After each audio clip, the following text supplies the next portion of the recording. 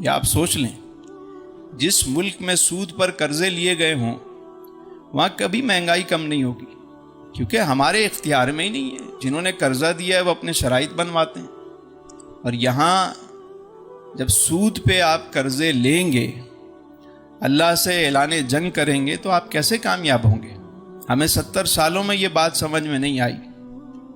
اپنی عیاشیوں کے لیے، اپنے معاملات کے لیے حکمران جو ہے وہ اس ملک کو دلدل میں گراتے چلے گئے۔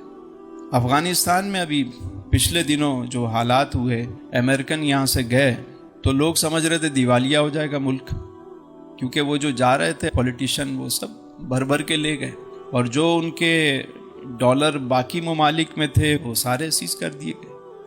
اور لوگ کہہ رہے تھے چند مہینوں کے مہمان ہیں، یہ تو ختم ہو جائیں گے۔ ساری طاقتوں نے ان سے کہا کہ تم قرضہ لے لو، سود پہ لو قرضہ، ہم آپ کو دیتے ہیں قرضہ۔ نہیں، ہم اللہ سے اعلان جنگ نہیں کریں گے، نہیں چاہیے، بھوکے مر جائیں گے۔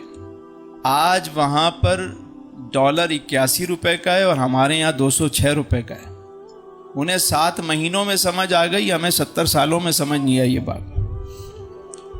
تو یہ مہنگائی ختم نہیں ہوگی یہاں پہ، کیونکہ جو سود پر جو نظام چل رہا ہے اس سے کبھی بھی ترقی نہیں ہوتی۔ جنہوں نے حالات اس ملک کے خراب کیے ہیں وہ سب مزے میں ہیں، ان کے نام ECL سے نکل رہے ہیں، وہ باہر ان کے اکاؤنٹ ہے، وہ سب مزے میں گھوم رہے ہیں، کوئی مسئلہ نہیں ہے، ان کو کوئی پرابلم بھی نہیں ہے اس سے، کیونکہ ان کا سارا خزانہ فورن کرنسی میں، وہ ڈالر بڑھتا ہے تو ان کے چہرے خوش ہو جاتے ہیں، کھل جاتے ہیں کہ رکھے رکھا ان کا مال بڑھ رہا ہے۔ اور جو اس ملک کے حالات صحیح کر سکتے ہیں انہیں بھی فکر نہیں ہے، وہ بھی مزے میں بیٹھے میں۔ جنہوں نے خراب کیے ہیں وہ بھی مزے میں ہیں، جو صحیح کر سکتے ہیں وہ بھی مزے میں بیٹھے میں۔ ہم اور آپ جو ہے نا وہ پس رہے ہیں اور پریشان ہو رہے ہیں۔